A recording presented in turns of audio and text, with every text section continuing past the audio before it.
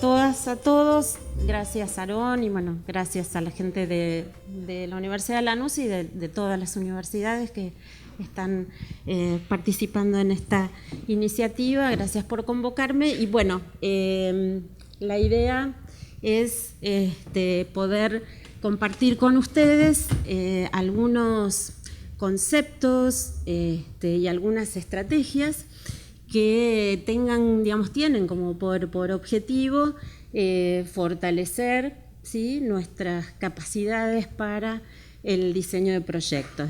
Fui convocada para trabajar con ustedes sobre esta temática específicamente, así que seguramente, todos los contenidos que hoy vamos a desarrollar, y no sé si tuvieron oportunidad de ver los materiales que acercamos para acompañar, este módulo, tienen un lenguaje muy técnico, tienen un lenguaje muy metodológico. Bueno, de eso se trata, ¿no es cierto?, de poder como acercar algunas herramientas, vinculadas al diseño de proyectos, tratando de poner el foco en la articulación, de la capacidad de análisis y la capacidad de propuesta planificada de acciones que permitan transformar esos aspectos de la realidad que consideramos desde nuestro lugar, desde nuestro hacer, que requieren una respuesta, una intervención, ya que, bueno, de eso se trata, formular, diseñar e implementar proyectos. Así que, bueno, tenemos, según la metodología prevista, para el desarrollo de este módulo, tenemos como un momento expositivo, que es de aproximadamente 1 hora, y luego, abrimos el espacio para las preguntas, para el diálogo. Bueno, voy a tratar de manejar este aparatito entonces para ir.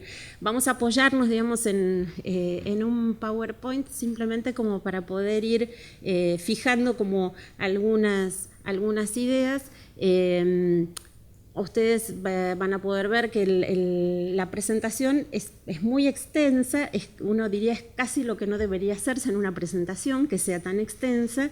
No vamos a poder recorrer toda esta presentación en 1 hora. Yo voy a ir como seleccionando algunos aspectos que más puntualmente me interesan de compartir y desarrollar hoy con ustedes, pero sí me interesa que ese material les quede como un material de apoyo, que sintetiza muchos de los aspectos conceptuales que en la bibliografía que propusimos para este módulo están desarrollados, ¿sí? Así que fundamentalmente la extensión de la presentación tiene que ver con que les quede a ustedes como una especie de resumen, de síntesis de aspectos centrales, y que a su vez les sirva luego como, ojalá, como una guía para trabajar, ¿sí?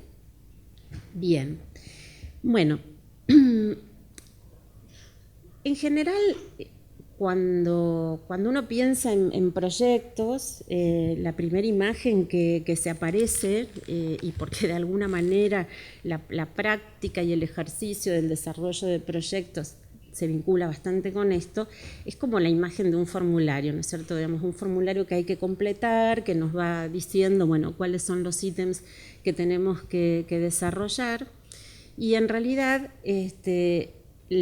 lo que hoy vamos a compartir tiene más que ver con pensar que esa idea de la formulación aparece al final de un proceso de análisis, de reflexión sobre lo que está pasando y sobre cómo identificamos aquellas áreas o aspectos de la realidad sobre las cuales, percibimos la necesidad de intervenir, y a partir de eso es que pensamos estrategias, respuestas, que den alguna solución, mejoren, cambien, transformen esos aspectos de la realidad que creemos que hay que modificar, transformar, cambiar. Por lo tanto, vamos a estar poniendo el foco en la idea de cómo pensamos proyectos para luego poder diseñarlos y formularlos, ¿sí? Y para esto, indudablemente, podemos recurrir a un conjunto de herramientas metodológicas, de conceptos y de técnicas que apoyan o pueden servir de guía y de orientación en esta tarea, digamos, ¿sí? De pensar proyectos que tiene que ver con pensar la realidad y pensar estrategias de acción, ¿sí? Es decir, es pensar para la acción. Bien.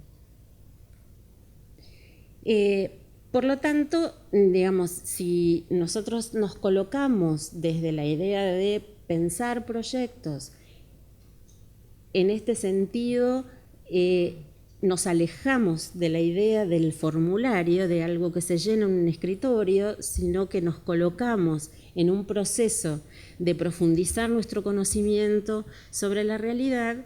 Esta idea, digamos, de pensar proyectos requiere de nosotros como una actitud investigativa sobre la realidad, ¿sí? Una actitud que nos permita y manejar un conjunto de herramientas que nos permita como profundizar o hacer más exhaustivo nuestro conocimiento sobre la realidad. Y por supuesto también, digamos, combinar, digamos, esta capacidad de análisis sobre la realidad con el manejo de un conjunto de técnicas que nos permitan diseñar algunas intervenciones. Y también, digamos, lo que me interesa es como colocar la idea de que cuando nosotros diseñamos e implementamos proyectos, estamos todo el tiempo tomando decisiones, respecto de sobre qué aspectos de la realidad trabajar, con qué actores trabajar, sobre qué cuestiones profundizar la acción, cuáles son las acciones, es decir, el proceso de diseño y de implementación de proyectos es en sí mismo un proceso de toma de decisiones a lo largo, digamos, de todo ese proceso. Y obviamente, digamos que en ese análisis de la realidad y en ese proceso de toma de decisiones que significa diseñar e implementar proyectos, intervienen un sinnúmero de factores y de elementos, ¿sí? Que tienen que ver con el lugar desde el cual miramos la realidad, el lugar desde el cual nos proponemos una intervención, tiene que ver con las características del contexto, tiene que ver con valores, con percepciones, con posicionamientos frente a la realidad, que sin duda van a orientar la mirada y por lo tanto también el diseño de las estrategias de intervención sobre esa realidad.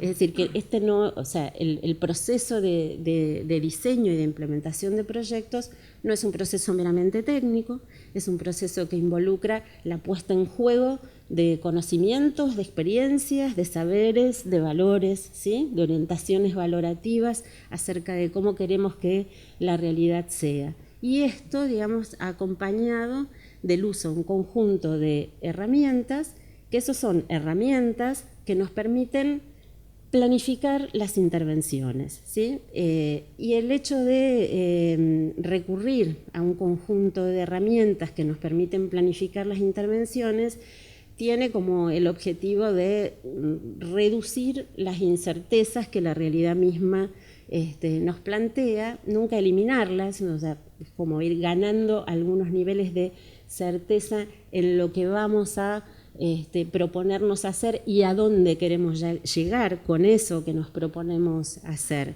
Por lo tanto, sí, claramente hay una idea, digamos, que es muy central en esta concepción del diseño y la implementación de proyectos, es que es una actividad planificada, que requiere ser planificada y fundamentalmente, digamos, a partir de esto, podemos considerar entonces que un proyecto es como una hoja de ruta, como una carta de navegación que nos va indicando un punto de llegada y un itinerario para llegar a ese punto de llegada, ¿sí?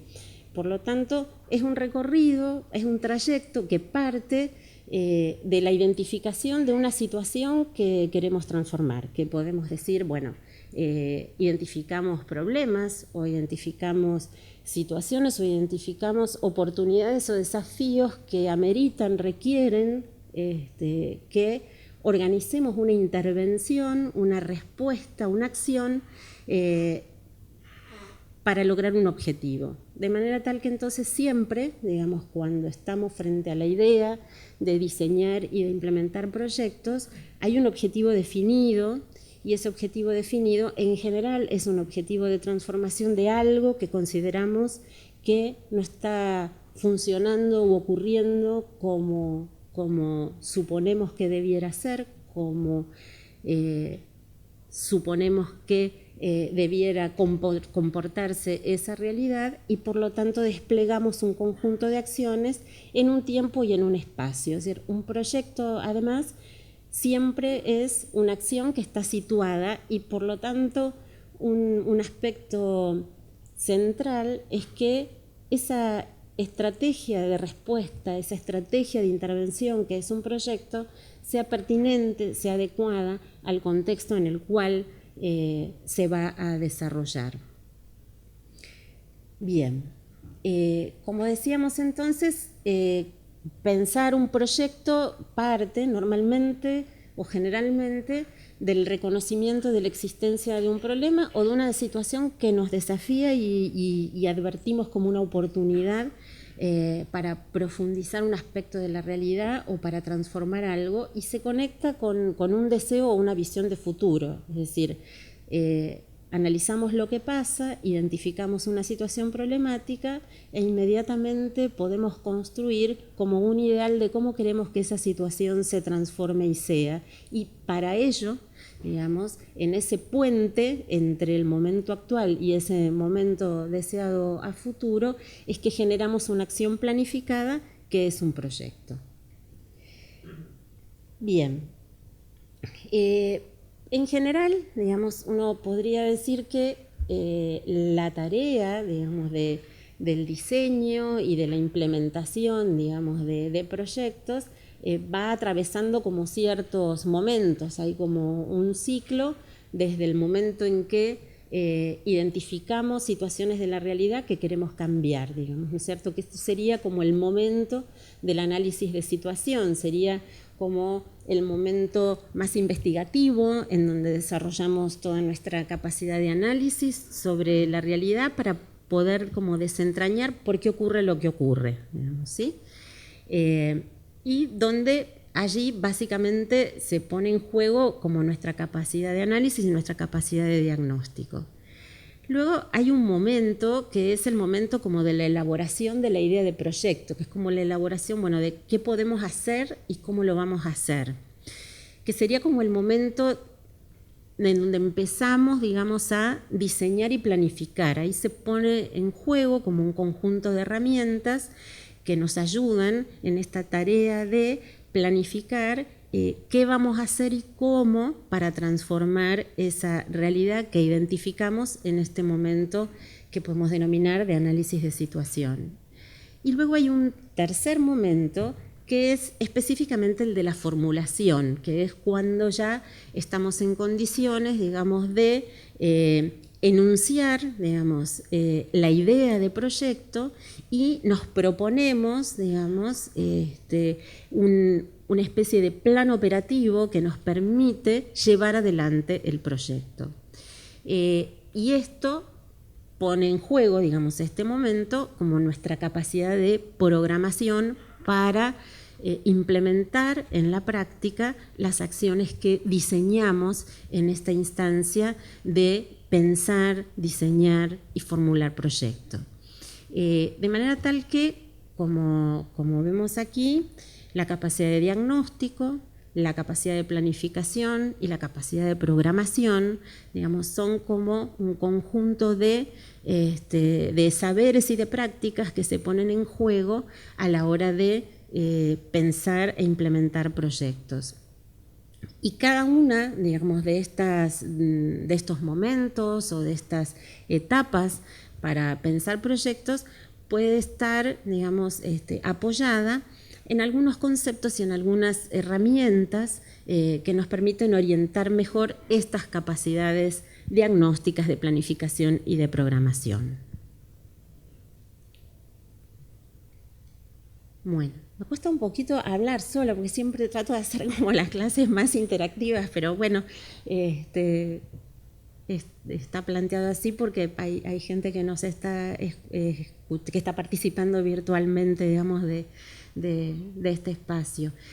Bueno, luego imagino que en el momento de las preguntas vamos a poder interactuar bastante. Al menos eso espero. En general, digamos, nosotros tenemos como una idea de un documento de proyecto, ¿no? ¿Y por qué la idea del documento de proyecto?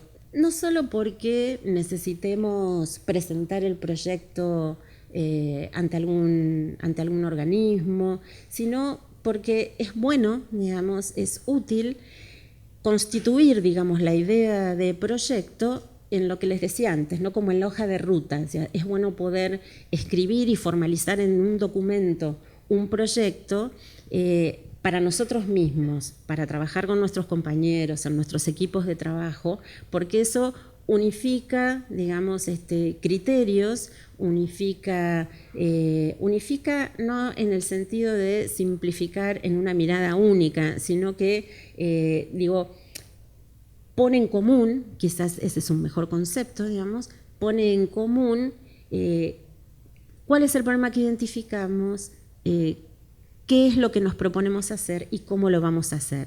Cuando esto está escrito, se comparte, se socializa de una manera más fluida y permite, digamos, como construir un conjunto de acuerdos respecto de esa estrategia de intervención que nos proponemos llevar adelante en la realidad, en el espacio, digamos, de intervención que a cada uno le compete. De manera tal que habitualmente, digamos, una idea de proyecto termina convirtiéndose en un documento de proyecto que en general plantea, digamos, como 4 aspectos que son como centrales, que estén desarrollados, digamos, en esa idea de proyecto. Un aspecto que tiene que ver con el análisis del contexto y la justificación de por qué vamos a llevar adelante una estrategia de intervención determinada. Es decir, no solo tenemos que caracterizar y describir qué es lo que pasa, sino por qué nos parece relevante trabajar sobre esto que pasa y qué es lo que nos proponemos hacer para transformar esa situación. Luego hay como un capítulo que tiene que ver con la estrategia misma de intervención, que implica describir qué vamos a hacer, cómo lo vamos a hacer y qué queremos lograr, digamos, con esto. Sería como el momento en donde describimos lo que habitualmente llamamos las actividades de un proyecto, pero no solo las actividades, sino desde qué encuadre y con qué sentido las llevamos adelante, para quiénes, con quiénes. Luego hay como un capítulo que tiene que ver con la ejecución, que habitualmente, digamos, lo que permite es como visualizar las acciones distribuidas en el tiempo, la asignación de responsabilidades para llevar adelante las acciones o las actividades de un proyecto, un cronograma, digamos, de trabajo y también, digamos, un presupuesto. Es decir, en general, un proyecto requiere organizar un conjunto de recursos que no son solo económicos, sino que son recursos de organización, recursos humanos, y eso significa, digamos, la puesta en juego de un conjunto de recursos monetarios, no monetarios, digamos, que es bueno dimensionar para tener una idea de la envergadura de la intervención y de cuál es el costo de esa intervención en el sentido más amplio de la palabra, digamos, ¿no? El costo de tiempo, de recursos, de personas, de insumos, de elementos que son necesarios para llevar adelante un proyecto, una intervención. Y un capítulo que también es interesante poder analizar y evaluar y considerar en el momento del diseño, digamos, de la estrategia de intervención o del proyecto, son las condiciones que hacen viable, digamos, la implementación de ese proyecto o de esa estrategia de intervención. Y esas condiciones tienen que ver, de viabilidad, tienen que ver con, nuevamente, un sinnúmero de factores que tienen que ver con el contexto cultural, con el contexto social y económico en el cual nos planteamos desarrollar esa intervención, pero también con las capacidades organizativas de nuestras propias organizaciones para llevar adelante un proyecto, con los conocimientos y los saberes que esa organización tiene como para poder generar esa estrategia de intervención. Es decir, si nosotros podemos analizar este conjunto de elementos, también eso va como delineando la posibilidad de llevar adelante un proyecto que realmente estemos en condiciones de implementar. O sea, el mejor proyecto es el proyecto que es gobernable para quien se propone llevar adelante ese proyecto. Es decir, tenemos que estar seguros de que estamos operando sobre un aspecto de la realidad sobre el cual podemos intervenir y que estamos planteando una estrategia de intervención para la cual tenemos recursos, capacidades para poder llevarla adelante de manera tal de poder acercarnos al logro de los objetivos que nos proponemos. Bien, en el mundo del diseño de proyectos y de la evaluación de proyectos hay un conjunto de herramientas, digamos, que podemos utilizar. Una de las metodologías que ha cobrado como mayor, no sé si mayor relevancia, pero sí mayor uso en los últimos tiempos, ha sido la metodología de marco lógico. La metodología de marco lógico es una herramienta de diseño y de evaluación de proyectos. Hemos acordado centrar, digamos, en el análisis del marco lógico esta charla de hoy, no haciendo, digamos, como un acto dogmático, digamos, respecto del marco lógico, sino considerando que hay algunos aspectos, digamos, de esta metodología que son útiles para ordenar las ideas y ordenar la intervención al momento de pensar, diseñar y implementar proyectos. Es una metodología que, como su nombre lo indica, apela fundamentalmente, digamos, a el pensamiento lógico en el planteo de un proyecto. Hace eje en las relaciones lógicas entre los distintos elementos que componen un proyecto. Y en realidad es una metodología que resulta útil conocerla, digamos, y tomar de ella lo que nos sea más útil, más eficaz, porque permite o nos ayuda, digamos, a clarificar nuestro modo de analizar la realidad y nuestro modo de plasmar ese análisis de la realidad y las estrategias de respuesta frente a esa realidad con algunos recursos que son simples, digamos, de manejar.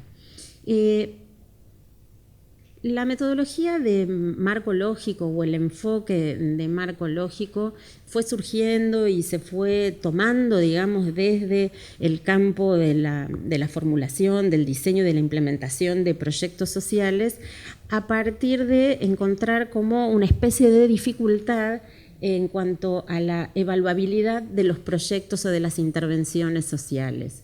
Y básicamente, digamos, esta metodología o este enfoque se propuso como un recurso para mejorar, digamos, la definición de objetivos de los proyectos y lograr como mayores niveles de coherencia entre lo que nos proponemos hacer, los resultados a alcanzar y lo que hacemos para lograr esos objetivos y estos resultados. De manera tal que propone, digamos, básicamente como una relación estrecha entre objetivos, resultados, indicadores y actividades. Básicamente, digamos, a través de esta metodología, lo que uno puede, digamos, apuntalar es una definición clara y accesible y viable de los objetivos de los proyectos. Ustedes saben, y les habrá sucedido, muchas veces nos pasa que nos proponemos objetivos que están como lejos de nuestro propio alcance, y a veces los proyectos desarrollan actividades que son mucho más concretas y específicas que esos objetivos más generales que un proyecto se plantea. Y a veces aparecen como ciertas desconexiones entre el nivel de enunciación de los objetivos y las actividades que nos proponemos para cumplir esos objetivos. Algunos recursos, digamos, que esta metodología o enfoque de marco lógico nos propone, permite como reducir esa brecha y lograr como más consistencia lógica en la formulación de los proyectos o de las intervenciones. Y también, digamos, propone, digamos, un esquema de síntesis para la formulación del proyecto que resulta bastante fácil de comunicar, que tiene que ver con la elaboración de la matriz de planificación o la matriz de marco lógico, que sería como el resumen de la idea de proyecto en una sola matriz.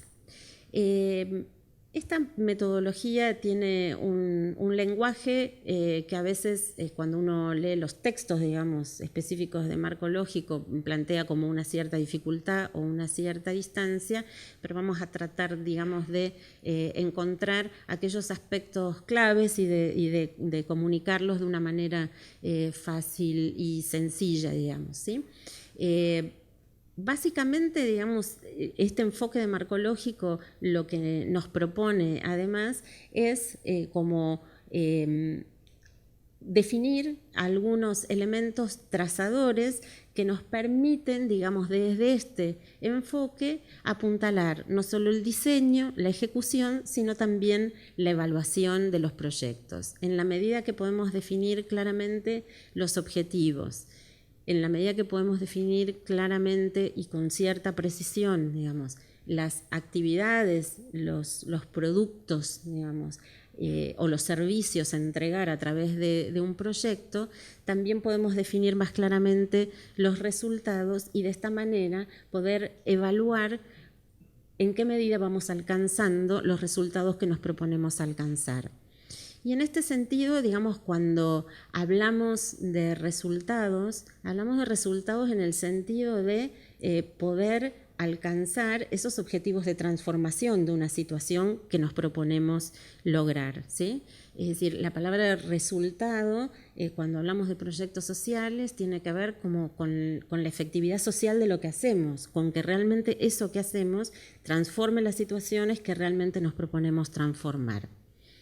Así que en este sentido hablamos de resultado, no es que estamos hablando de un resultado económico, sino que estamos tratando de hablar de un resultado en términos de la efectividad con la que logramos cambiar esas situaciones de la realidad que identificamos que requieren una respuesta.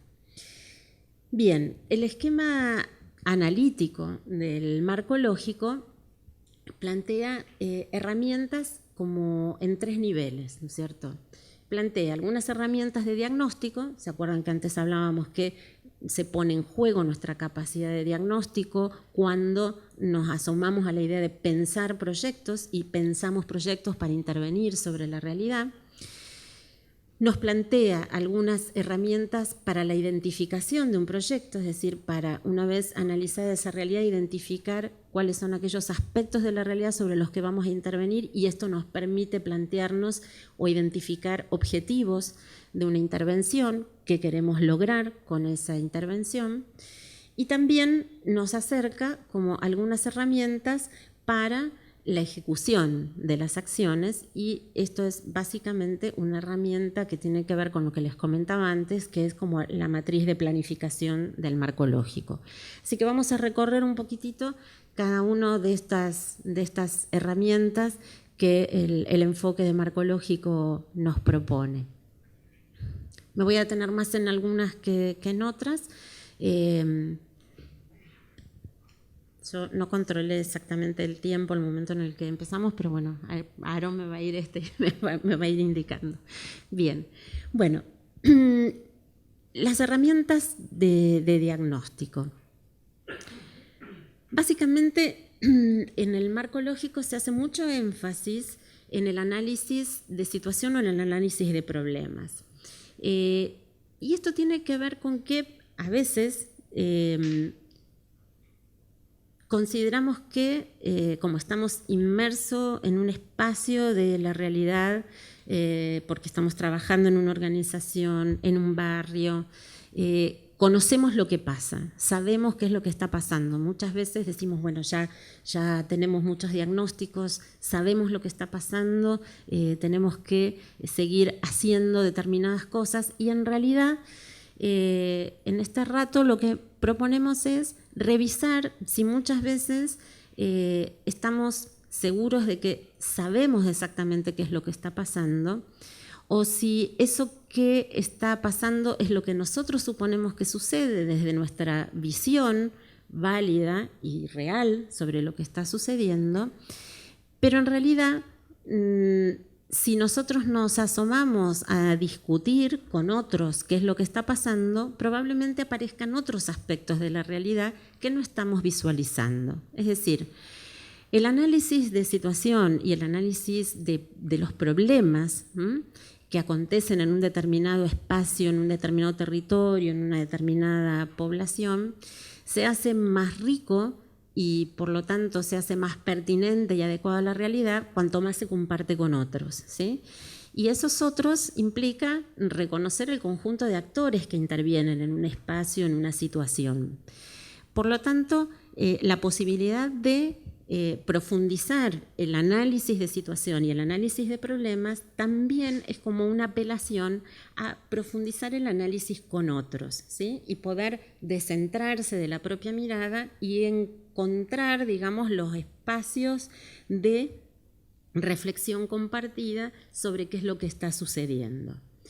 También, indudablemente, digamos, muchas veces nuestro conocimiento de la realidad tiene que ver con la visión que desde nuestro lugar de intervención se va construyendo, tiene que ver con intuiciones y con supuestos de por qué ocurren determinadas cosas en la realidad. De manera tal que todo esto que es valioso y que se pone en juego en el análisis de la realidad es también, digamos, importante acompañarlo con la discusión y la mirada de otros sobre esa misma realidad, que seguramente aporta elementos nuevos, diferentes, digamos, de los que nosotros desde nuestro propio anteojo podemos recuperar de esa realidad. Y también es importante, digamos, poder contar y digamos, construir información, digamos, desde ese conjunto de actores que intervienen en una realidad para poder caracterizar y describir con mucha exhaustividad qué es lo que sucede. De manera tal que cuando nosotros hablamos de la capacidad diagnóstica, cuando hablamos del análisis de problemas, no solo estamos hablando de poder caracterizar o describir lo que pasa, sino también de poder analizar e interpretar por qué pasa lo que pasa. Y cuando avanzamos, digamos, sobre la idea de por qué pasa lo que pasa, empezamos a construir como algunas hipótesis que intentan explicar esa situación, e indudablemente ahí nuevamente, digamos, se ponen en juego un conjunto de valores, de supuestos y de conocimientos y de saberes sobre esa realidad. Esta posibilidad de generar un análisis compartido sobre la realidad, compartido con otros actores, enriquece el análisis de la realidad y permite como empezar a encontrar algunos denominadores comunes que van como constituyendo una mirada conjunta y compartida sobre esa situación y sobre ese espacio de realidad social sobre el cual queremos intervenir. De manera tal que el análisis de problemas es una instancia fundamental, digamos, en en la tarea de pensar y de diseñar proyectos, y involucra siempre nuestra capacidad de describir y de caracterizar, pero también de construir hipótesis para tratar de comprender por qué pasa lo que pasa. ¿Y por qué esto es importante? Porque en general, digamos, si nosotros logramos trabajar sobre aquello que explica lo que pasa, tenemos mayores posibilidades de lograr resultados de cambio. Es decir, muchas veces, si no agudizamos nuestra capacidad de análisis de los problemas, trabajamos sobre lo que emerge y no sobre aquello que está determinando o condicionando que eso emerja. Por lo tanto, digamos, el profundizar la capacidad de análisis de problemas o la capacidad de análisis de la situación, nuestra capacidad de diagnóstico, y en la medida que podemos hacer este análisis de situación compartido con otros actores, vamos generando mejores condiciones para diseñar respuestas o estrategias de intervención que actúen sobre los núcleos de factores o de elementos que hacen que ese problema que identificamos en la realidad ocurra. Bien,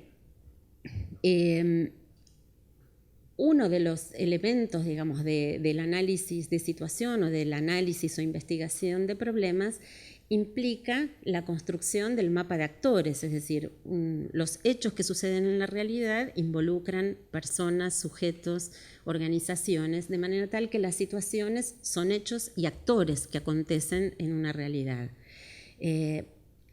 Por lo tanto, digamos, hay que tener presente y hay que considerar, toda vez que uno va a desarrollar una estrategia de intervención, cuáles son los actores que están interviniendo en ese espacio de la realidad, porque esos actores también planifican y desarrollan acciones, de manera tal que identificarlos, conocer quiénes son, qué hacen y cómo lo hacen, también ayuda, digamos, a encontrar como los resquicios y los espacios de intervención para generarle mejores condiciones de viabilidad a aquellas acciones que nos decidimos o que decidimos que deberíamos llevar adelante. Por lo tanto, el análisis de situación o el análisis de problemas involucra también una mirada, digamos, sobre quiénes son los actores que están interviniendo en esta realidad. Además de, por supuesto, quiénes son los grupos que se ven involucrados, digamos, en ese conjunto de problemas que identificamos en nuestro espacio y que, sobre los cuales decidimos intervenir. Indudablemente que siempre el concepto de problema es un concepto clave, digamos, cuando estamos analizando las situaciones, digamos, espacios territoriales y sociales sobre los cuales estamos interviniendo.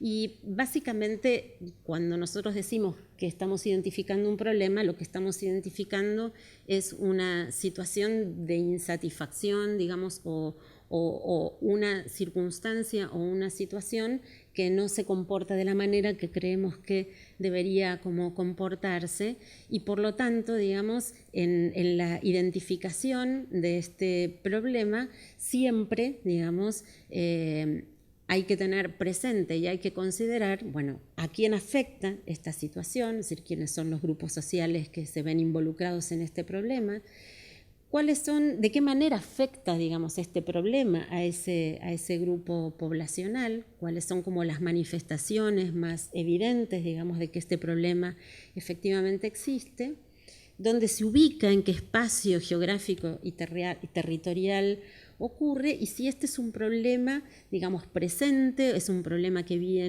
es de larga data, que tiene una historia y viene desarrollándose en el tiempo. Con esto lo que queremos plantear es que indudablemente, digamos, la identificación de problemas y este análisis de situación está referido siempre a un espacio que es social, que es político, que es económico, que es cultural. Digamos, hay un espacio de intervención que tiene una historia siempre y que tiene determinadas características que lo hacen único y particular, en donde los problemas presentan determinadas características en función de ese contexto. Y esto es fundamental tenerlo en cuenta porque, como les decía antes, digamos, las intervenciones o los proyectos, digamos, que definimos y que diseñamos para intervenir sobre la realidad pueden ser efectivos si son pertinentes al contexto. Y el análisis de problemas nos permite identificar esas particularidades y características del contexto en el cual estamos trabajando. Bien.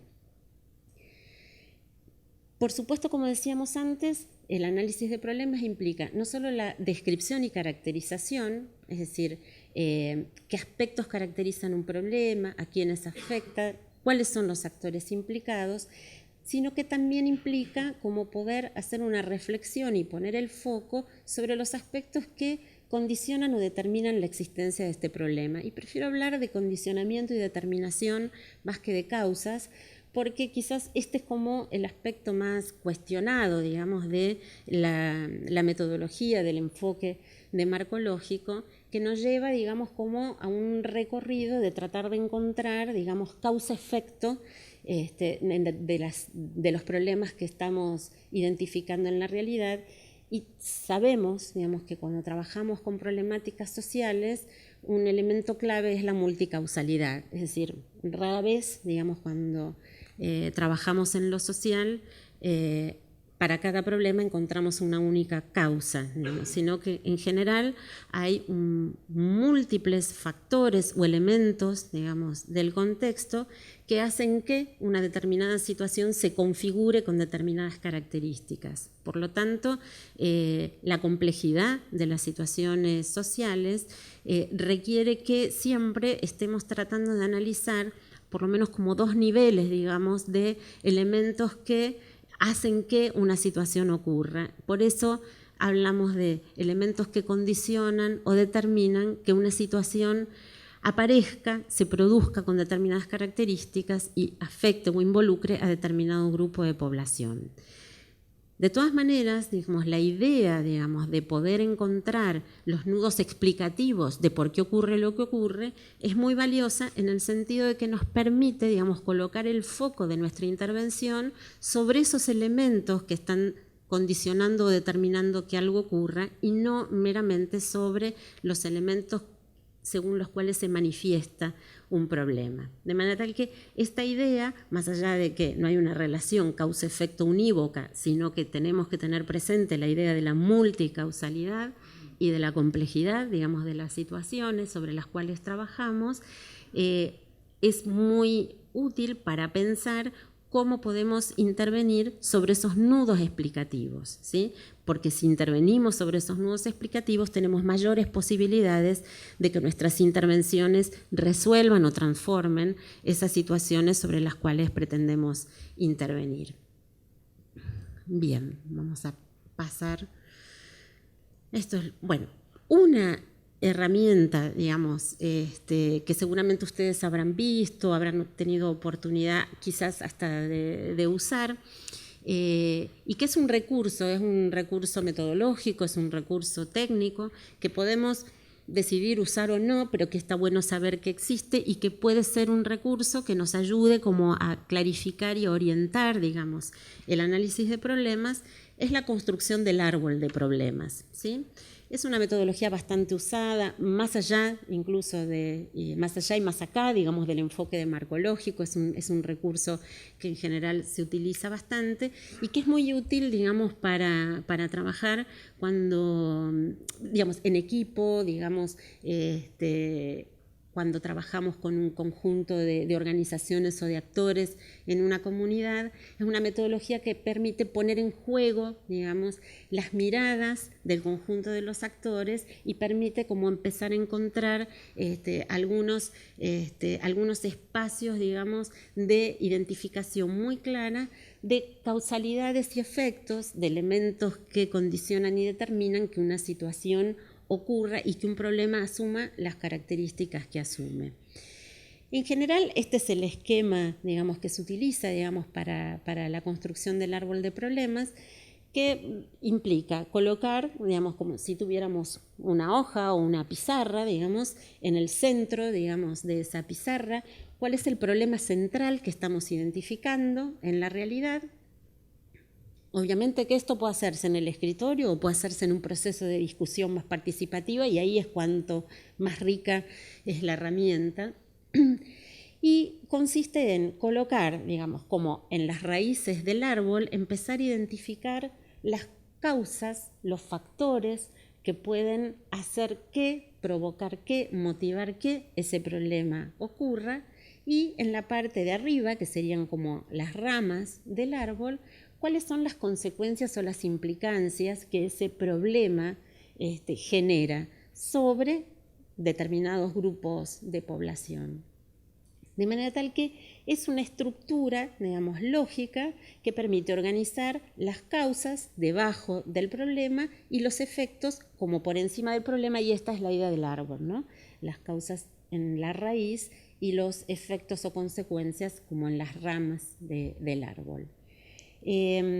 Por supuesto que hay como un conjunto de criterios o de resguardos, digamos, para la utilización de esta estrategia o de este recurso metodológico que es la construcción del árbol de problemas, que tiene que ver con utilizar como normalmente se utilizan tarjetas, en cada tarjeta se coloca una idea, una causa, y esto permite, digamos, ir como reorganizando las piezas como si esto fuera como un rompecabezas, ¿no es cierto? Vamos como pensando y discutiendo en equipo, en grupo, en la comunidad, digamos, cuáles son los elementos que pueden estar determinando que este problema ocurra, y podemos ir como organizando y moviendo, digamos, ¿no es cierto?, esas tarjetas que cada una alude a un aspecto, a un elemento que puede ser considerado una causa, o algún aspecto o elemento que puede ser considerado un efecto, para tratar de ir construyendo como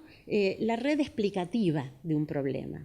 Aquí, bueno, no sé si ustedes, si se lee bien, digamos, acá yo les proponía, digamos, un ejemplo para tratar de ver cómo se enuncian, digamos, las causas y los efectos cuando trabajamos con este recurso del árbol de problemas.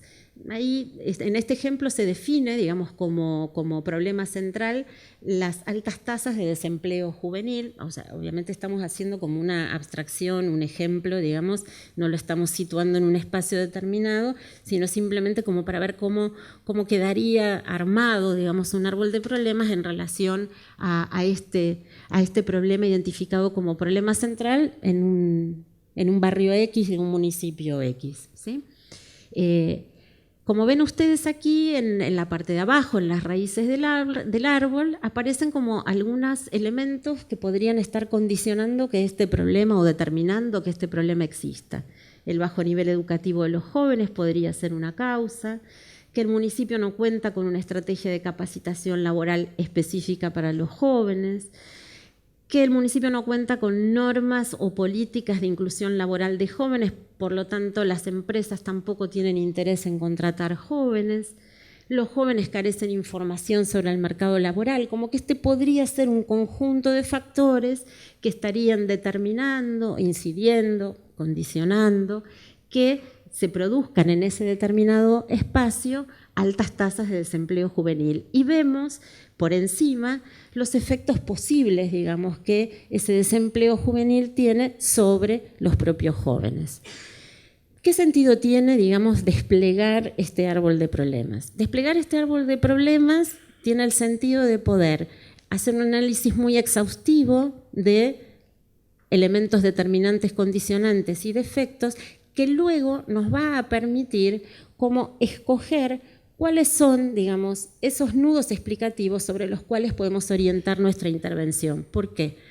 Porque abordar esta problemática, este problema central, si queremos abordarlo en toda su dimensión y en toda su envergadura, requiere de más de un proyecto, requiere de un conjunto de intervenciones, diríamos casi requiere de una política específica, digamos, ¿no es cierto?, que en general, digamos, cuando hablamos de eso, hablamos de múltiples intervenciones. Si nosotros estamos formulando o tratando de diseñar un proyecto, seguramente no vamos a poder abarcar desde un proyecto, desde una intervención, este enorme conjunto de factores que pueden estar incidiendo para que esas altas tasas de desempleo ocurran, sino que desplegar este árbol nos permitirá escoger algunos de los aspectos sobre los cuales nosotros podemos dirigir y orientar una intervención, sabiendo que vamos a estar considerando en nuestro proyecto un aspecto de este problema y que por lo tanto no vamos a estar resolviendo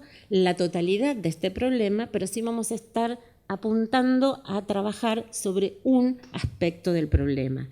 Esto es muy importante, digamos, porque en general cuando uno despliega el árbol de problemas, lo que hace es poder ver la complejidad de la problemática y definir muy claramente un espacio de intervención.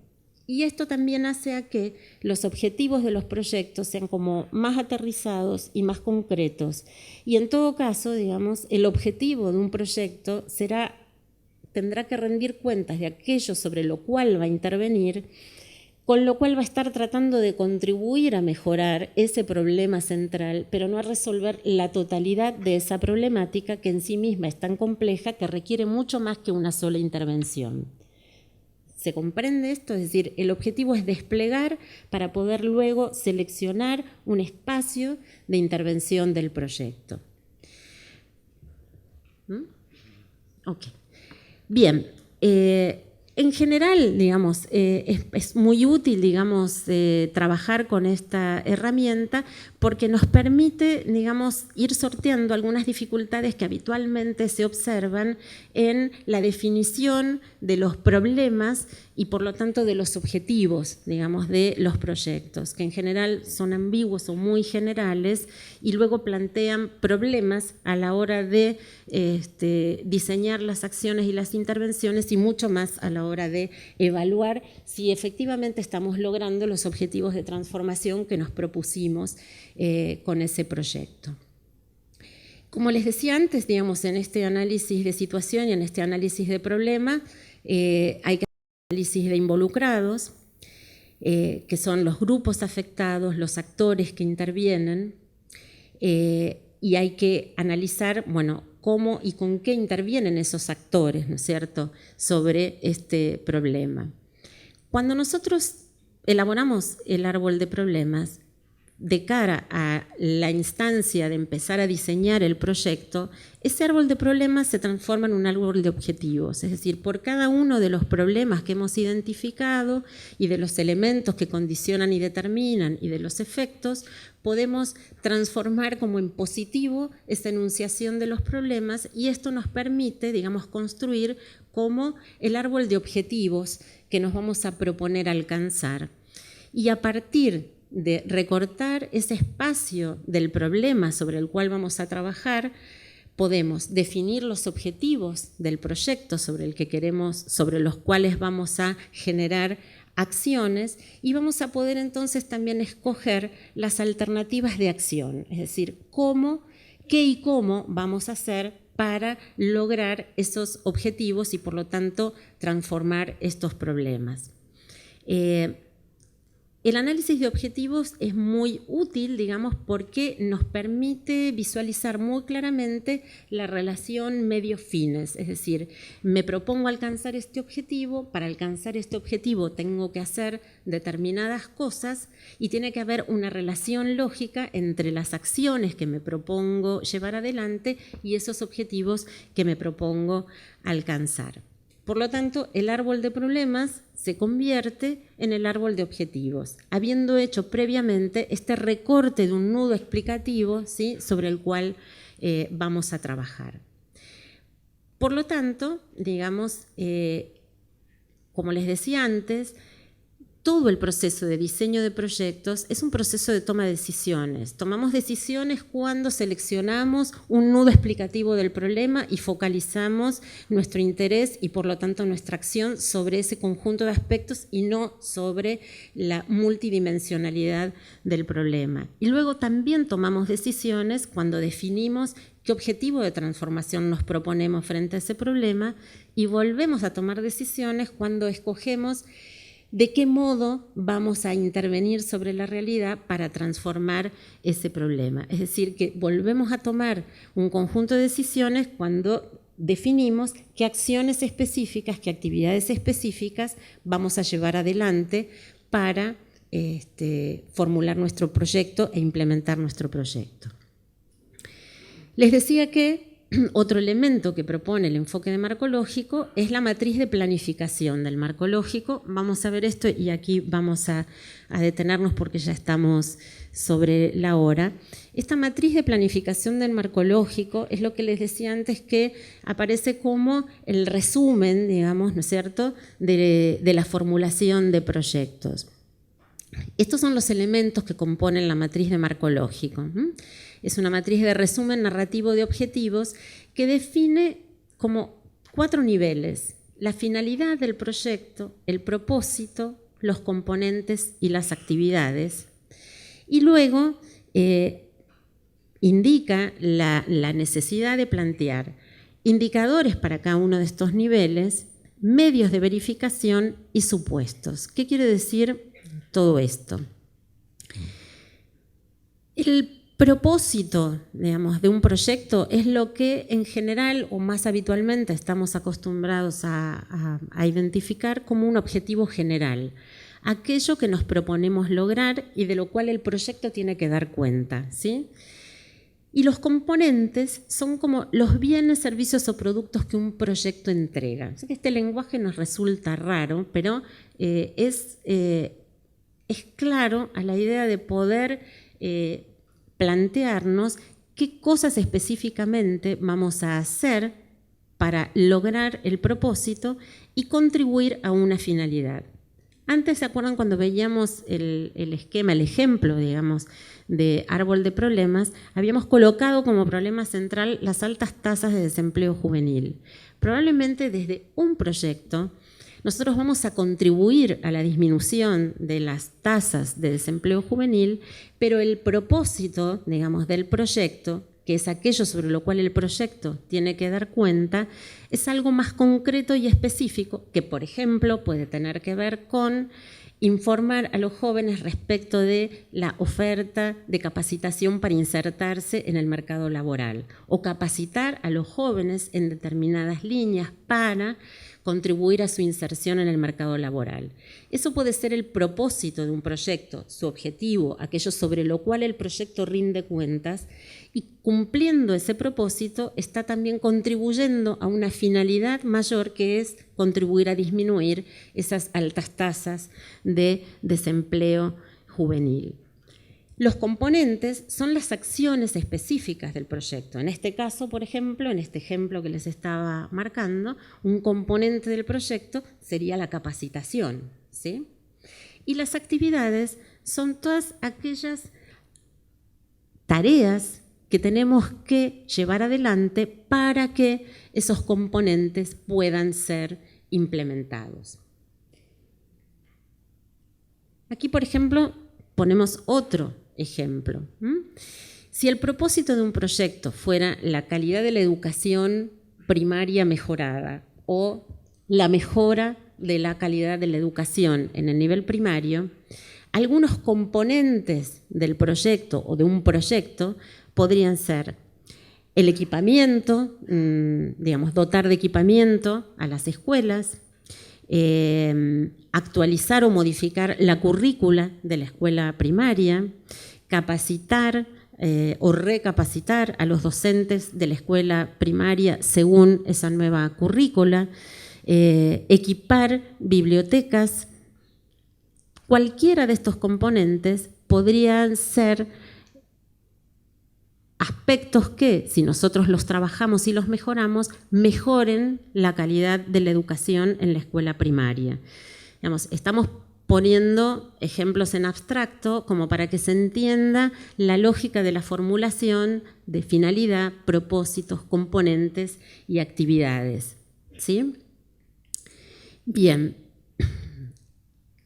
Una vez que nosotros logramos definir este resumen narrativo de objetivos, que logramos definir la finalidad u objetivo global del proyecto, el objetivo más inmediato o propósito, los componentes, que serían como esos resultados a alcanzar a través de la intervención, y las actividades específicas que tenemos que llevar a cabo para que cada uno de esos componentes efectivamente sea implementado, es imprescindible para que un proyecto pueda ser monitoreado y pueda ser evaluado que definamos indicadores en cada uno de estos niveles. Los indicadores son trazadores que nos permiten decir cómo estamos avanzando en la gestión del proyecto. Este es un nivel de monitoreo o de seguimiento de la gestión del propio proyecto, pero también los indicadores nos permiten decir, mirar, observar y registrar cómo vamos logrando los objetivos que nos propusimos, que son los objetivos de transformación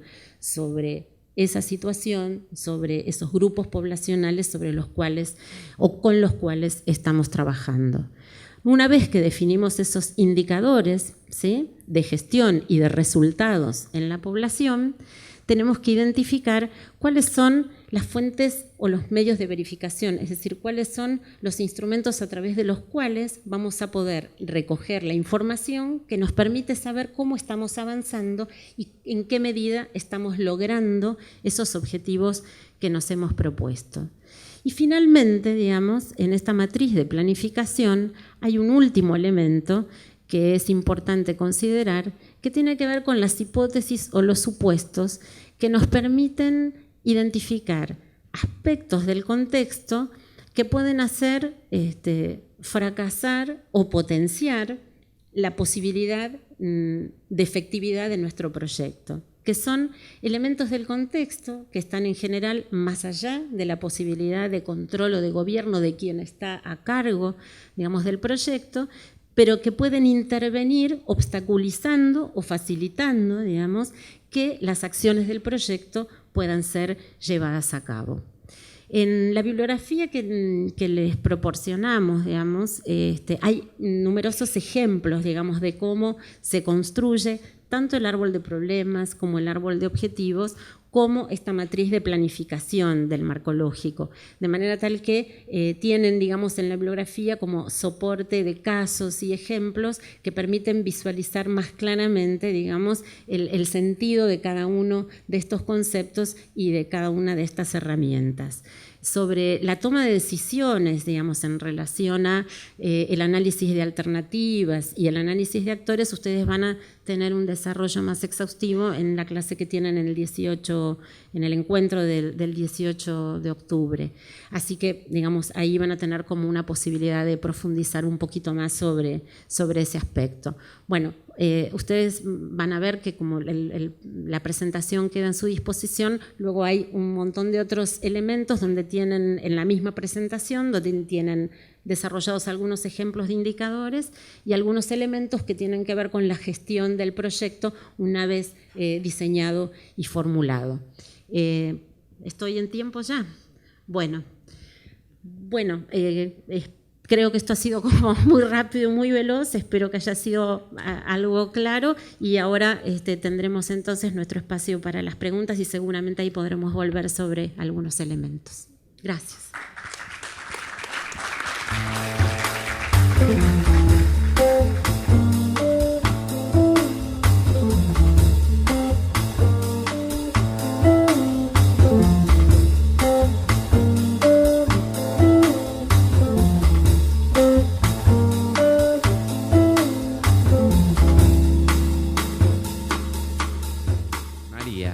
Nos piden si podrías ejemplificar y extenderte en las dificultades para la definición de un problema, con un ejemplo concreto. Si querés. Bueno, a ver, ahí está bien, ¿se me escucha así? ¿Sí? Bueno. La dificultad que habitualmente se encuentra, yo trabajo mucho en evaluación de proyectos y en general, digamos, lo que uno observa es que los problemas o no están caracterizados y definidos, digamos, en los proyectos, o no lo suficientemente caracterizados y descriptos como para poder identificar claramente cuál es la situación que se pretende resolver, digamos, o modificar a través de un proyecto. Porque en general lo que sucede es que se antepone lo que se desea hacer y se trabaja sobre lo que se desea hacer, sobre lo que se propone hacer, pero no se detalla tan exhaustivamente cuál es exactamente la situación que motiva querer hacer esto, digamos, ¿no es cierto? Normalmente esto se evidencia, digamos, en los proyectos, en donde, por ejemplo, digamos, se caracteriza de manera muy general cuál podría ser un ejemplo. Los niños del barrio XX no tienen acceso a el desarrollo de sus capacidades expresivas y creativas. Bueno, eso es una afirmación, digamos, ¿no es cierto? Es una afirmación que seguramente cuando se escribe así en un proyecto está fundamentada, digamos, ¿sí? Se está identificando que además esto es un problema para alguien, digamos, ¿sí? Más allá, digo, a ver, quiero ser clara en esto, estamos hablando de cómo mejorar la capacidad metodológica, técnica, si se quiere, de enunciar, digamos, un problema para que luego se vea más claro por qué nos proponemos, por ejemplo, crear un centro de artes, digamos, en el barrio XX que permita desarrollar las capacidades expresivas y creativas de los niños, digamos. Cuando uno dice esto, los niños no tienen acceso a desarrollar sus capacidades creativas y expresivas, está afirmando que esta situación existe en una realidad. Por supuesto que uno puede inferir de esa realidad, bueno, obviamente esto implica como la vulneración de un derecho de los niños a la expresión, a la creación. Ahora, esa sola afirmación no caracteriza un problema, no me dice cuáles son esos niños, dónde están esos niños, a qué cosas no acceden, por qué no acceder implica algo que va en detrimento de su propio desarrollo y crecimiento, digamos. Es decir, no se caracteriza el problema, no se caracteriza la situación, se afirma que ocurre algo, que es que los chicos no acceden a una oferta de este tipo, pero no se describe cuáles son las implicancias que eso tiene sobre el desarrollo de los niños, en qué contexto ocurre y qué podría, digamos, aportar que los niños sí, digamos, accedieran, digamos, a la posibilidad de desarrollo de esas capacidades que potencialmente todo niño tiene, digamos. A veces es difícil como dar ejemplos en el abstracto, digamos, pero esta sería como un ejemplo típico de cómo se plantean, digamos, en la escritura los proyectos. Yo antes les decía, es muy importante el documento de proyecto y es importante no solo, digamos, cuando uno lo presenta ante un organismo público, privado, donde sea, digamos, porque en general necesitamos aplicar a fondos, digamos, o apoyos para llevar adelante, digamos, una iniciativa. También es importante para clarificar dentro del equipo sobre qué estamos trabajando, para qué y qué queremos hacer, ¿sí? Por eso yo les decía, el proyecto siempre es como una hoja de ruta, ¿sí? Es una hoja de ruta que nos va indicando y sería fantástico, no sé, que en las paredes de nuestra organización tuviéramos como el proyecto, digamos, ¿no es cierto?, para que todo el tiempo estuviéramos visualizando o el plan operativo del proyecto, porque también, digamos, un proyecto no es una estructura rígida, es una hoja de ruta que puede ir cambiando, ¿sí? Y que es bueno además que vaya cambiando en la medida que lo vamos implementando, porque eso nos quiere decir que estamos como atentos a la realidad que también se va transformando a partir de nuestra propia intervención. En esta misma línea y con lo que acabas de decir, va muy bien la pregunta, es ¿qué ventaja tiene el marco lógico sobre un modo informal o el modo que uno hace naturalmente, que uno tiene naturalmente para resolver los problemas en un barrio? Uh-huh.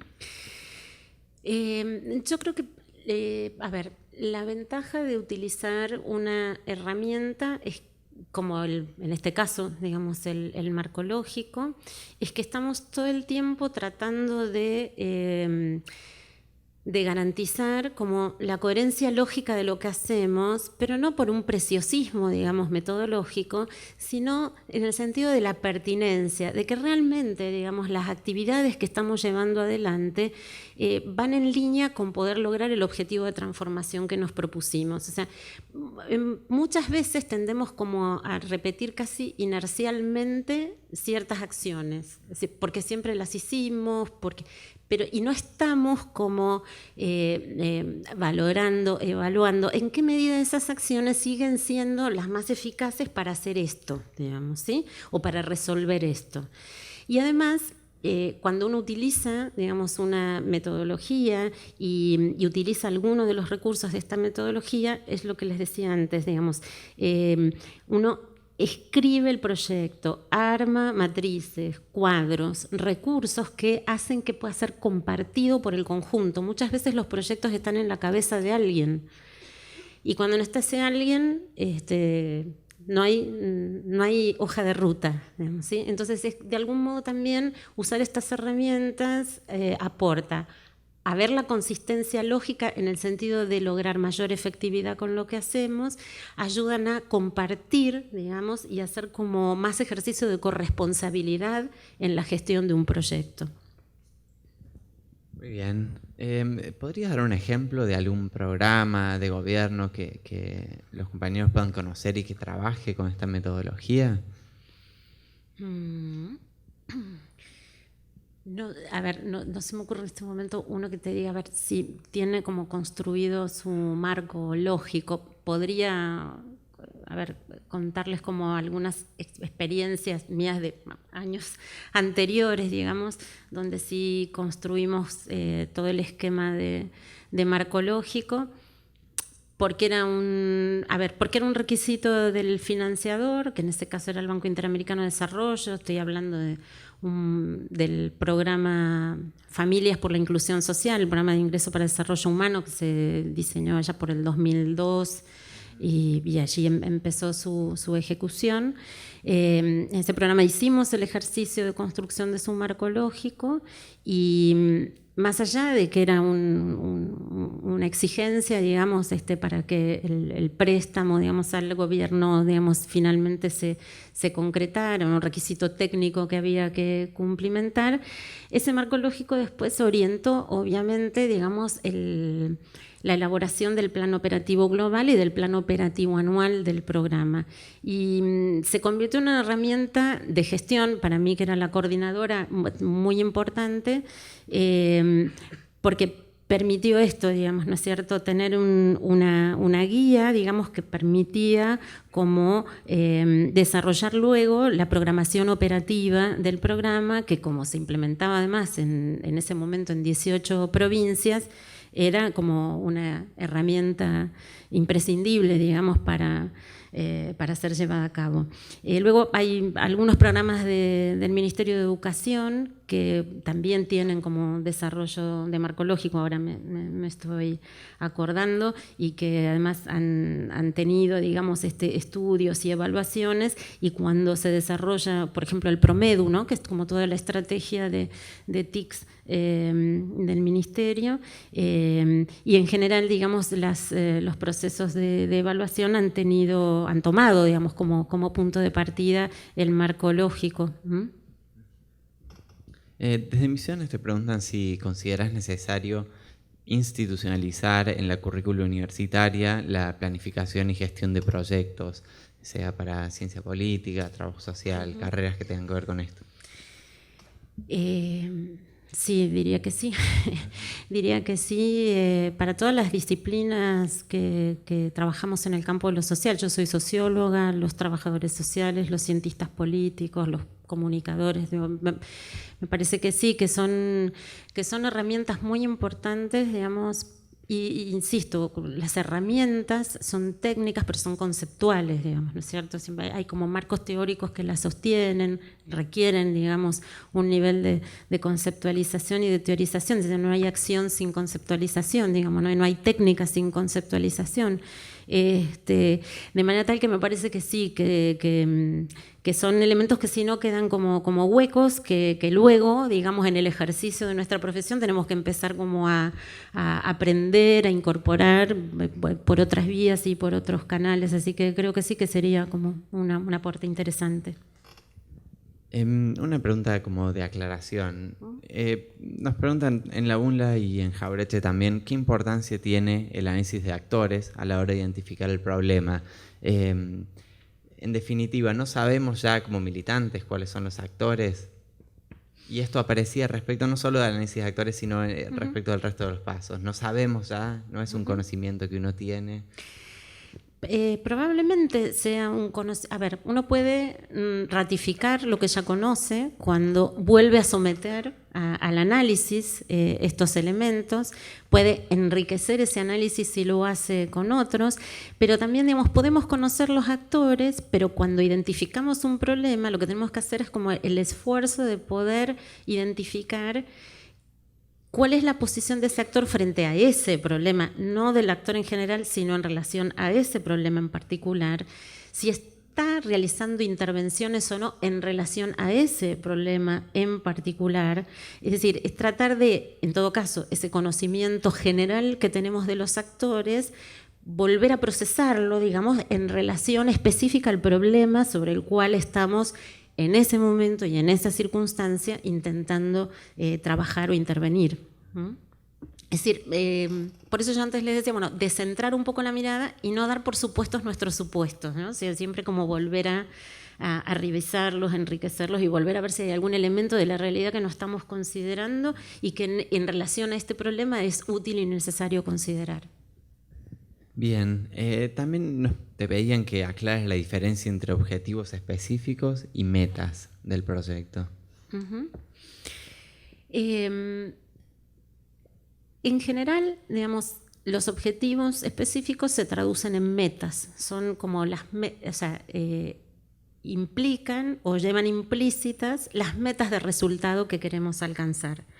Y en esto, bueno, ustedes saben, siempre hay como muchos estantes de la biblioteca, unos dicen una cosa, otros dicen otra, pero en general, digamos, hay digamos, algunos metodólogos, autores que insisten más en un modo de enunciar los objetivos como metas de resultados a alcanzar, y otros autores que hacen más énfasis en que los objetivos específicos sean enunciados, obviamente siempre como en una lógica de correspondencia con el objetivo general o propósito, digamos, en el lenguaje de marco lógico, ¿no? Es decir, el objetivo específico tiene que desprenderse lógicamente del objetivo general o del propósito, y el conjunto de objetivos específicos tienen que hacer posible cumplir ese objetivo general. Por lo tanto, implican resultados a alcanzar. Ahora bien, la formulación del objetivo como tal puede estar más dimensionada cuantitativa y cualitativamente o no en la formulación del objetivo, pero en algún momento, digamos, del desarrollo, por ejemplo, de la matriz de planificación, cuando se plantea la elaboración de los indicadores en cada uno de los niveles, ahí se convierten, digamos, en una enunciación de meta en el sentido de que tiene que estar cuantificada y cualificada. En Santiago, pero también desde la UNAM, pero también desde varias otras universidades, se preguntaban acerca de la dificultad de gestionar y de pensar en proyectos desde su práctica territorial, y en términos de que no hay una cantidad de recursos como puede haberlo quizás en un ministerio o en un organismo internacional. Entonces tal vez si pudieses darles una mano con esta cuestión de los recursos, de pensarlo desde este lugar, pero también de que encuentren la utilidad de estas herramientas, no solo para ámbitos de gobierno elevado, sino también para el trabajo comunitario. Sí, a ver, yo creo que también, digamos, el poder utilizar estas herramientas nos pone como más en evidencia un hecho de la realidad que uno vivencia, digamos, a cada rato si está, digamos, trabajando en un barrio, en una comunidad, que es de la necesidad de recursos, pero yo aclaraba, digamos, un rato antes, de la totalidad de los recursos que se ponen en juego cuando uno decide trabajar en un espacio de la realidad. Es decir, no solo son recursos económicos, son recursos de tiempo, son recursos de expertices, digamos, de saberes, de conocimientos, y son recursos de equipamientos, son recursos económicos, obviamente, digamos. En general, digamos, a ver, ¿cómo se pueden traccionar recursos, digamos? Bueno, sí, postulando a convocatorias de proyectos, digamos, estando atentos, digamos, a el conjunto, digamos, de opciones que pueden implicar, digamos, participar en convocatorias de concursos de proyectos que suponen el apoyo o técnico o económico para el desarrollo de algunas estrategias de intervención. Para eso es muy útil poder tener como herramientas que ayuden en la formulación y en el diseño de proyectos, como podrían ser estas herramientas o esta herramienta del marco lógico, digamos.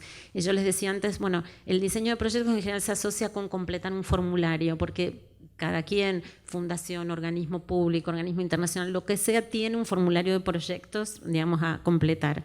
Si uno tiene incorporada esta lógica, estos elementos que el marco lógico proporciona, luego puede completar como cualquier formulario, digamos, ¿no es cierto? Otra cosa que es importante también es nunca pensar los proyectos solos, ¿no? Es decir, es pensar los proyectos con otros. Seguramente en los espacios donde ustedes trabajan hay otras organizaciones, hay otros equipos, y seguramente esos equipos tienen un recurso que ustedes no tienen y a la inversa, digamos. Y eso, digamos, siempre poder como coordinar los esfuerzos y coordinar los recursos de los actores con quienes uno puede hacer alianzas, digamos, para trabajar en forma conjunta, bueno, genera como mejores condiciones. Esa también es la importancia, digamos, de identificar claramente los actores, porque también, digamos, eso permite identificar con quienes podemos generar alianzas, con quienes no, con quienes de aquellos que podemos generar alianzas podemos compartir recursos, con quienes no, y entonces empezar como a llenar los casilleros de lo que tenemos, identificar claramente lo que no tenemos y ver cuáles son las alternativas para proveernos eso que no tenemos para llevar adelante una intervención.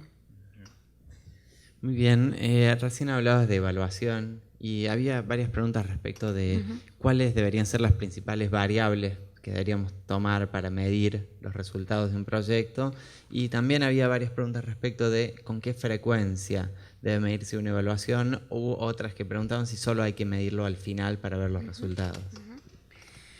Bueno, eso serían como 3 sábados más, digamos, sí. Hablar de evaluación. No hay variables per se que uno pueda tomar, digamos, a ver, un diseño de evaluación siempre es un diseño ad hoc, tiene que ver con los objetivos, es decir, una evaluación, una propuesta de evaluación de un programa, de un proyecto, tiene que ser planteada de manera pertinente a los objetivos de esa intervención.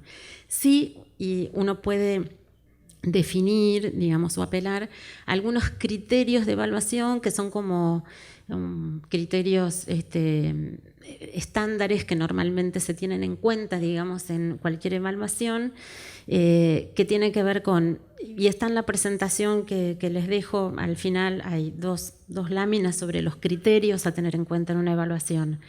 Los criterios como más convencionales son el criterio de pertinencia o adecuación de la intervención al contexto y al problema que pretende resolver, el criterio de eficacia, el criterio de eficiencia, el criterio de impacto, y pueden agregarse, digamos, los criterios de calidad de la participación y de empoderamiento, digamos, de las comunidades, que son como 2 criterios no convencionales, pero que, dependiendo de las características de una intervención, son muy iluminadores a la hora de analizar esto, ¿no? La efectividad social de una intervención, en que casi como diría, bueno, empoderamiento y apropiación, digamos, ¿no es cierto?, de lo que el proyecto genera. Esto en el caso de que estemos tratando de evaluar los logros del proyecto, ¿sí? Y los logros del proyecto en general, digamos, bueno, un proyecto tiene un principio y un fin, ¿no? Tiene una temporalidad, empieza y termina en el tiempo. Habitualmente, digamos, lo recomendable, digamos, es hacer una evaluación de medio término. Si un proyecto dura 2 años, al año hacer una evaluación y una evaluación de resultados final. La evaluación de impacto, ustedes saben, en los proyectos sociales el impacto es un concepto bastante relativo, justamente por la multidimensionalidad de los problemas y la complejidad de los problemas sobre los que trabajamos. Es bastante difícil asignarle a una sola intervención un impacto de transformación absoluta sobre esa realidad sobre la que trabaja. Pero sí podemos hablar de evaluación de resultados durante y al final. Y esto es diferente, digamos, la evaluación es diferente del monitoreo, ¿sí? El monitoreo del proyecto, que tiene más que ver con el monitoreo de la gestión, de cómo vamos cumpliendo nuestro programa operativo, nuestro plan operativo, es permanente. También a través del monitoreo nosotros podemos registrar algunos elementos que nos digan algo sobre cómo vamos avanzando en el logro de los objetivos. Pero eso centralmente se trabaja desde la evaluación y en general lo recomendable es una evaluación en el medio término del ciclo de vida del proyecto y una evaluación al final. Muy bien. Jorge nos plantea que en los análisis de problemas uno de los actores más fuertes suelen ser los equipos gubernamentales. Ahora bien, estos equipos muchas veces no tienen en cuenta el análisis de los actores barriales. Quería saber si vos también observás este problema, a qué causas puede responder y qué puede hacer él como militante para democratizar la concepción de los problemas. Muy buena pregunta. Sí, re difícil de contestar, porque tiene que ver con la lógica con la cual se conciben los programas. Y tampoco uno puede decir los programas nacionales, cada uno tiene como quizás una lógica de formulación y de intervención diferente, digamos, ¿no? Es decir, hay diseños de programas nacionales que son como más multiactorales, que si bien siempre parten como de un prediseño, digamos, ¿no es cierto?, definido en el nivel nacional, luego requieren un conjunto de acuerdos y adecuaciones con los actores provinciales y a veces municipales, ¿sí? O sea, del ámbito, del nivel municipal. A ver, lo que pasa es que cuando estamos hablando de los actores barriales, que esos actores estén involucrados en el diseño, en la ejecución y en la evaluación, estamos hablando, digamos, de diseños de programas con un nivel de participación muy amplio. No es lo más frecuente, ¿sí? No es lo más frecuente, no es imposible, y no es que no ha habido casos o no hay casos en donde eso se produzca. Normalmente lo que sucede es que esos actores se involucran en la etapa de la implementación, no en la etapa del diseño. Y esto, bueno, tiene que ver quizás con algunas lógicas, digamos, de los niveles nacionales que necesitan como formular intervenciones que sean de aplicación en ámbitos muy diversos, digamos, ¿no es cierto? Y a veces también como las urgencias de la gestión de la propia política pública no se llevan muy bien con los tiempos de los procesos participativos. Entonces es muy frecuente que encontremos una mayor condición de participación en las instancias de ejecución, no así tanto del diseño, ¿no? Pero creo que, digamos, sí hay que ir como logrando correr esas fronteras, digamos, ¿no es cierto? Y quizás el espacio donde se demuestra la potencialidad de trabajar de esta manera más participativamente y colaborativamente es en el propio espacio local como efecto de demostración, ¿no? Bueno, María, con esto cerramos. Ahora pasamos al almuerzo, así que te cedo la palabra para que les digas unas palabras. Bueno, muchas gracias y espero que A ver, siempre que uno lo invitan a dar una charla o una clase, espera que lo que se dispuso a compartir les sea de utilidad. Este es el sentido, digamos, ¿no? Que ustedes encuentren que alguna de estas herramientas que hemos tratado de compartir hoy les sean útiles en su tarea cotidiana. Me encantaría poder tener mucho más tiempo para poder trabajar más dialogadamente y poder hacer ejercicios. Bueno, sé que tienen en la tarde un espacio para eso y espero que lo aprovechen mucho.